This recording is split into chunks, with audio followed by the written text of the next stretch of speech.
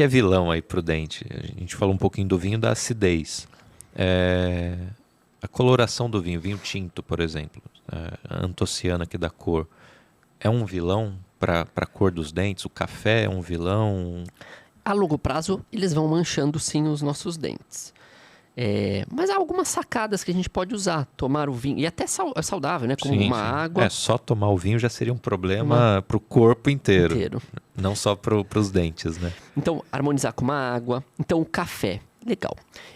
Eu almoço e tenho aquela vontadinha de tomar aquele café. Legal. É que nem o café cai nessa mesa aqui, Edil. Se eu deixar esse café 5 horas, vai ser difícil eu tirar.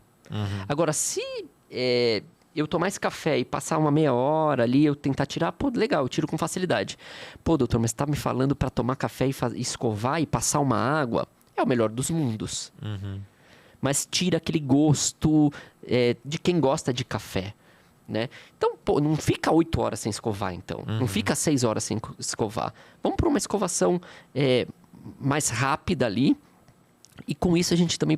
Há outros corantes. O chá é um vilãozinho. Mostarda, condimentos são vilãozinhos também. Porque a gente, às vezes, só culpa o vinho. Suco de uva. Tem coisas naturais que são o suco de uva. A pigmentação. A rúcula, que é verde ali. Então, hoje é difícil, né? O que? Não vamos comer mais? Vamos tomar só água? Não dá. Então, há alimentos saudáveis também que vão pigmentando. Faz parte do jogo da vida. Depois, com uma limpeza a cada 6 meses, com um clareamento, a gente resolve esses pigmentos. Super tranquilo. Não precisa cortar o cafezinho. Não precisa cortar o cafezinho. E aí você falou de escovação. O que é um ritual saudável? 4 vezes ao dia? Como é que é a rotina aí de mínima vai, pelo menos? Eu falaria que comeu, escovou. Isso é bem saudável.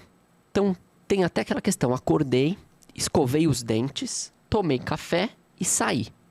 Não é o melhor dos mundos. Acordou, eu tenho aquela sensação daquela saburra lingual que fica na língua. Todo mundo tem isso, né? Então, à noite seca a boca, as bactérias, tanto da bochecha, da língua, vão se decompondo ali na base final da língua. E ali a gente acaba acordando com um mau hálito, normal. Até qualquer melhor artista, isso acontece. Então, se você escovar quando acordar, maravilha. Mas tomou o teu café, escova de novo. Até a Sandy acorda com mau hálito? Sim, não acredito. Agora, o tipo de pasta e escova é legal. Então, a gente abordar... Legal. Então, qual que é a melhor indicação de escova dental? Pô, tô aqui assistindo podcast, podia falar, né? De uma escovinha boa e tal. Cabeça pequena e macia, qualquer marca bacana, conhecida... Cabeça pequena e macia, sempre escovas macias. Eu uso uma dentadura, eu uso dentes totais de cerâmica. Talvez, pode ser uma escova média, mas o dente de cerâmica está numa gengiva sadia, então escova macia. Então, para não errar, escova macia. E cabeça pequena para chegar em dente do siso, tem muita gente que tem. Para chegar em lugares pequenos, às vezes você tem uma abertura bucal pequena. Às vezes uma escovinha com cabeça pequena, na maioria. Mas há pacientes que precisam de uma cabeça maior, geralmente, porque tem os dentes maiores. Tá. Eu nunca vi ninguém recomendar o que não fosse cerdas macias. Então, por que existe? Ou se existe, qual que é a utilidade dessas? Por exemplo, próteses totais. Então, as dentaduras podem e devem ser usadas com escovas bem rígidas. Para fazer aquela limpeza na placa de resina. E as promoções das gôndolas, quando você está no caixa, elas nunca são as macias, as promoções que a gente tem. Então, às vezes, para ir embora aquelas escovas médias e duras. Mas é difícil até eu falar, eu preciso falar com as empresas para não fazerem tantas escovas. E aquelas cabeças gigantes, que você fala, é um cavalo aqui que vai escovar? Não. Então, as cabeças sempre menorzinhas fazem mais sentido.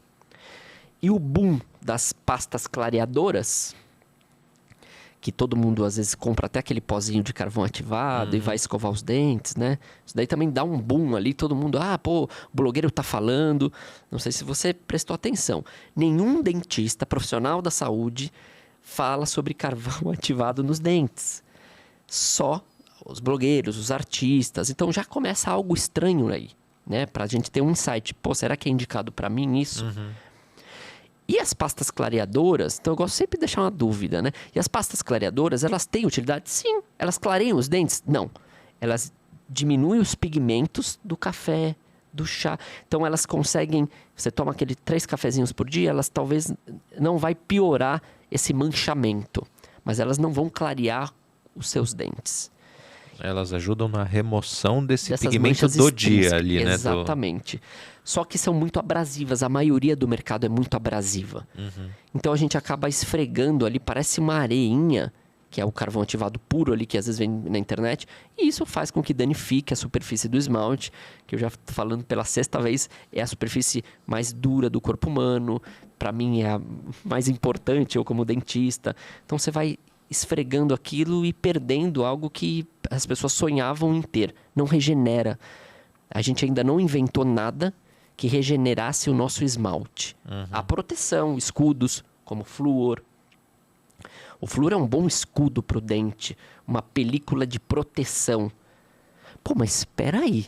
Ele está falando de flúor em 2023, sendo que as pastas já são veganas? Que tudo tá sem flúor. Eu olho lá, a pessoa fala que o flúor ele pode dar problemas cerebrais.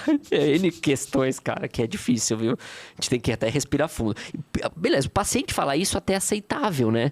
Agora, quando vem dentista falar do flúor, que realmente não é indicado para criança, o flúor tá aí para ser usado. As pesquisas não mentem.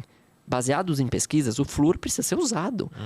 Claro, qual a idade? A criancinha já sabe cuspir ali. Vamos no flúor. 2 anos. Flúor, sempre flúor. É importante. A concentração a gente consegue ver atrás. Às vezes 900 ppm, que é uma concentração mais baixinha do que 1.100, 1.200 para adulto. Mas o flúor também é algo que está aí nas redes, perambulando. E a venda de pasta sem flúor, que diminui neurônio, o flúor. Você já deve ter ouvido falar algo parecido. Eu não tinha visto essa polêmica, mas eu me recordo de olhar a prateleira de mercado e ver como diminuiu de fato a oferta. Que antes era o que vinha na cara do enxaguante bucal, né? Flúor, né? Boa. E aí hoje, tipo, sem flúor. Uau! Parece que a gente tem que ir por essa linha sem flúor, né? Negativo. Sem álcool, sem dúvida. Enxaguante, sem álcool. Agora, sempre com flúor. É um escudo, é uma proteção. O flúor, ele é um medicamento. Então, se a gente usar em excesso, claro que vai fazer mal. Não tem porquê, né? Então, ele vira um veneno. Mas as empresas são registradas ali, né? Sempre para fazer o que tem que ser feito. Com a concentração, tá escrito. E vira e mexe tem essas pesquisas novamente com as pastas dentais e tal. Mas é muito peculiar também. Cada um acha que deve usar esse tipo de creme dental, mas vem um profissional aqui falando que flúor é importante para as nossas crianças, para o crescimento é importante.